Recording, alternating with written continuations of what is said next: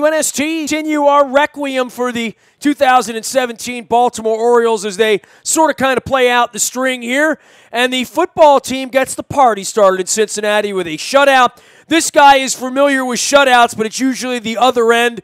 He lives in Cleveland. He is the longtime, 4-decade-long radio voice of all things Cleveland sports. He's seen a lot of losing, a little bit of winning lately, and Lord knows he wants to jump up and down about the Cleveland Indians who sort of unceremoniously buried the Orioles under the second wild card spot in the American League over the weekend. He is Mark Munch Bishop. You can follow him, thousands do, at Munch Cleveland, as well as on the Munch on Ohio Sports Radio Network. Munch, how goes it? How about that baseball team of yours? Get that out of the way first, then we'll get to the Browns. Brother, let's get the pleasants out of the way first, okay? And no matter what happens Sunday, there's still a lot of pain with the gridiron. But the bottom line is this, is that, Nestor, you would love this baseball team. You go in the clubhouse before a game, there's guys just acting like they did when they were 1-5 on the West Coast. The only problem is they are winning baseball games in a big, big way. They're not looking at it like a job.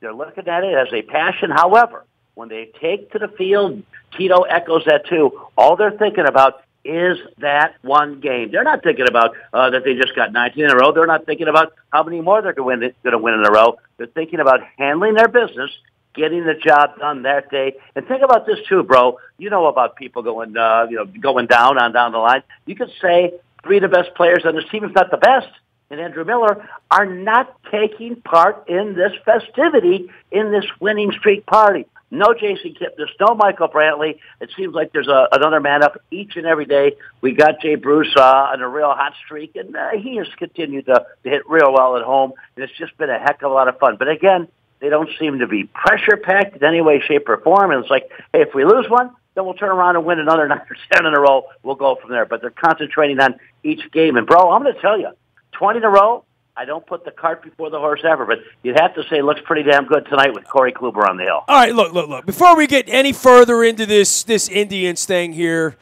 they did the Orioles dirty over the weekend. Look, you and I have been back and forth with the Orioles. We played a couple times this year.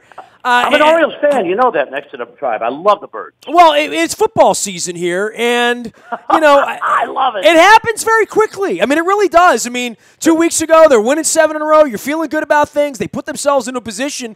But the weekend in Cleveland did them, just really did them in. I mean, it will be very, very memorable when this is all over with. Well, we thought we had a chance, and then the Indians were winning for 3 weeks in a row.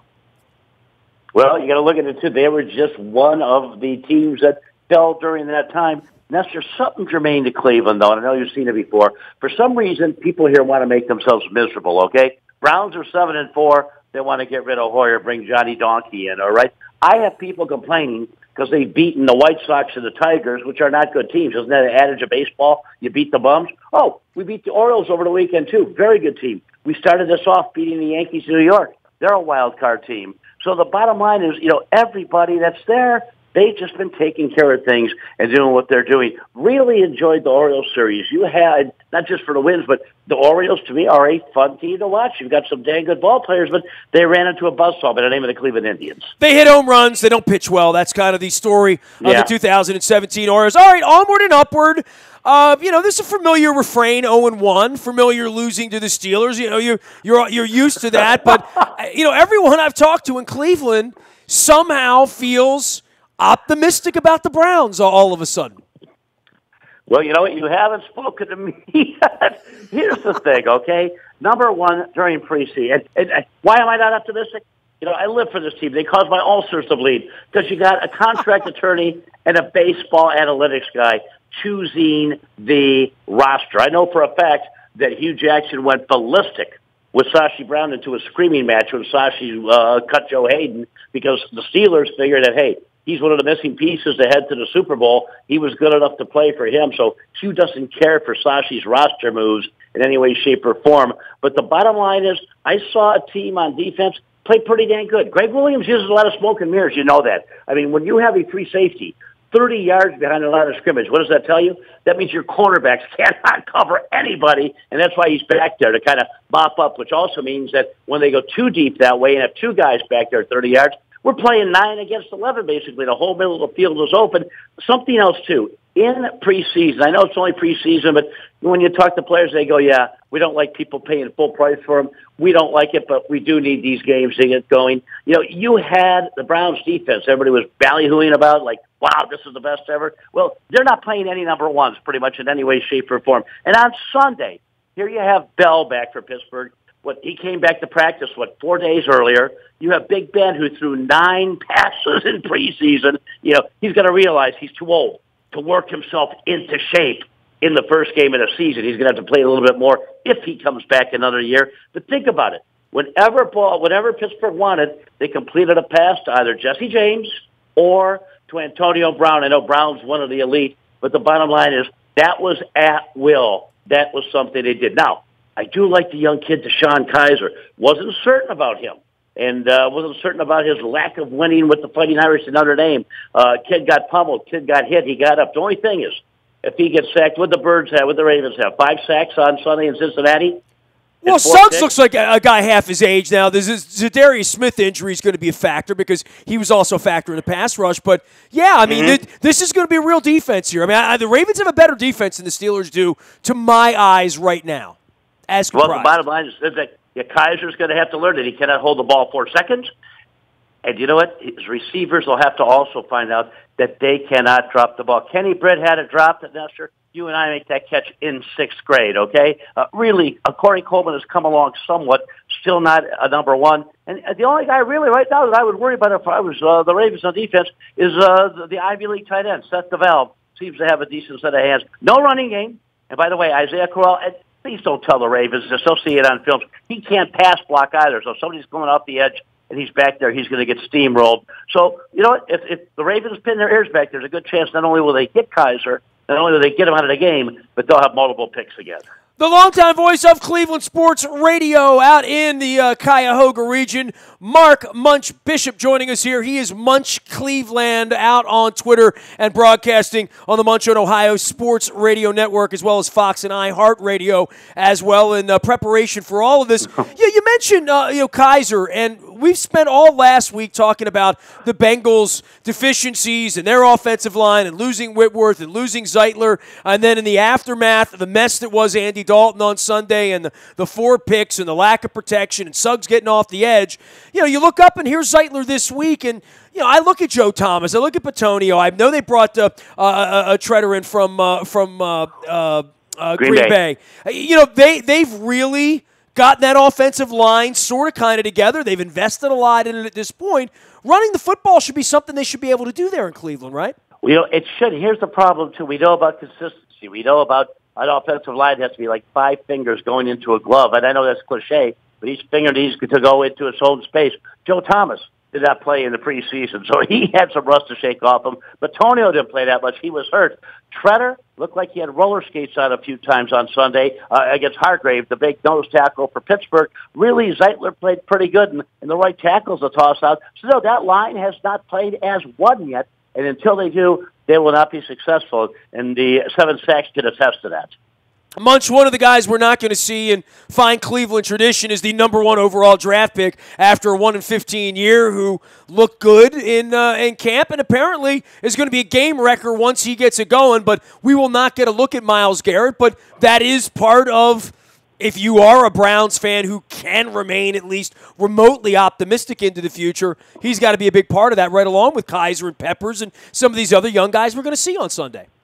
Well, you know what? You figure he dang well better be number 1 overall in the NFL draft. Anybody in the first round needs to be a difference maker. Anybody taking the first 2 days needs to be a starter, okay? I will pound my fist about that. Here's the thing, whether he's starting slow or not, but there were games in the preseason that I wasn't even sure if Myles Garrett was in the game. He was susceptible to get, cracked back from the side. He was susceptible to getting cut legally, and it seemed that tackles were handling him pretty good. So he's going to have to pick up his game, too, once he comes back. He's not in college any longer, my friend. Jamie Collins, the greatest gift of Bill Belichick to the Cleveland area since he left, right? Yes, indeed. You know what? J.B. Collins came here, but, you're going to see 2 linebackers that played better than him throughout the preseason, and 2 linebackers that played better than him on Sunday. Young man from Wisconsin, Joe Schobert, in that line of linebackers that are just like, hey, we'll eat some cheese and brats, drink some beer at night, and play football the next day. And I got to shout out Christian Kirksey, the young man from Iowa, came into the league with the reputation of being able to defend the pass, not the run. He has really turned himself into one heck of a linebacker. So there's no doubt those two come to play, and you'll see their names and hear them frequently. Pepper's another guy we heard a lot about during draft time, and obviously vaunted, big program and all that stuff, getting onto the field. I mean, to your point, the guys they're drafting, because there's nothing in the way, they put them out there, and let's see how they do, right? Well, you know, and here's the thing, too, Nestor, and again, I'm an Ohio State guy. I want to get that out, but some of my best friends in the world. Tough week for you, by the way, Ohio State, yeah. Aaron Shea, Braylon Edwards, a guy that you saw briefly, Steve Everett. So once they become a Brown, they're a Brown. I'm still not convinced this all-world guy can play. In the U of M's 2 losses last year, he disappeared.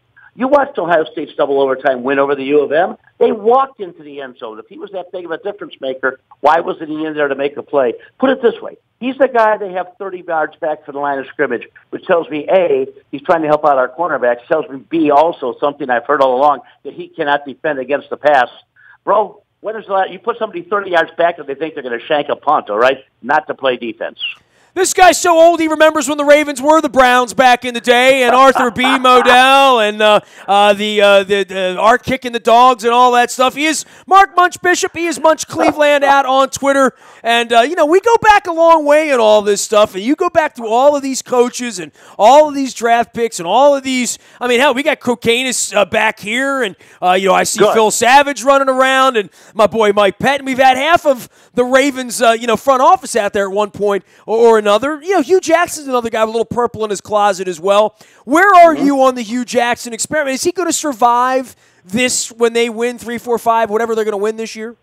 I sure hope so, bro. There's 2 reasons why. Number one, last year, atrocious team. He was given nothing, 0. Okay, now you're saying, well, so what? This is the thing. He's not quite Bill Parcells with his cachet. You know the old saying, you want me to cook the meal, I'm going to buy the groceries.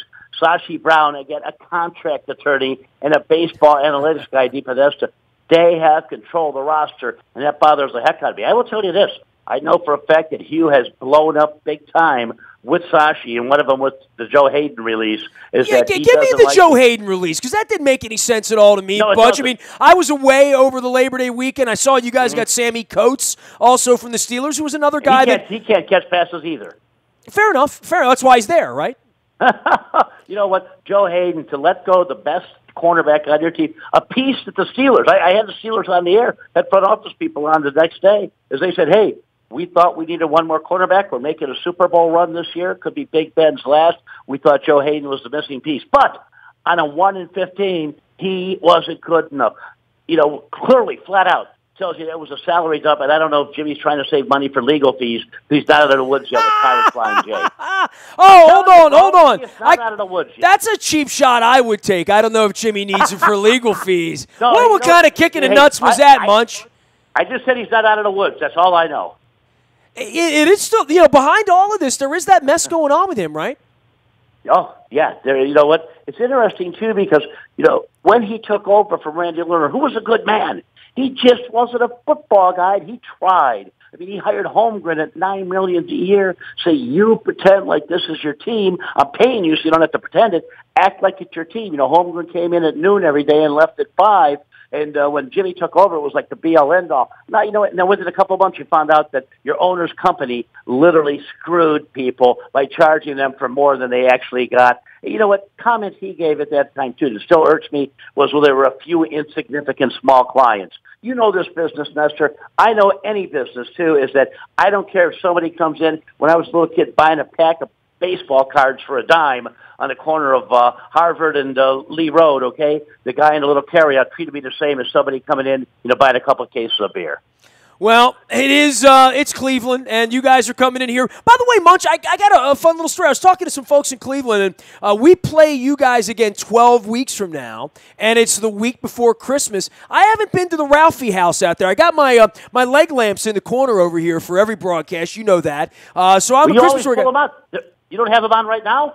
I don't have the light on. I can put it on for you. Hang on. I'll put it on for you. All right, there. It's on now. You happy? My leg lamp is on for you. I always leave the light on for you. I'm just like a cheap motel for you, Munch. But so, I mean, the Christmas Story house, the week before Christmas, why not do that in Cleveland on the trip, right?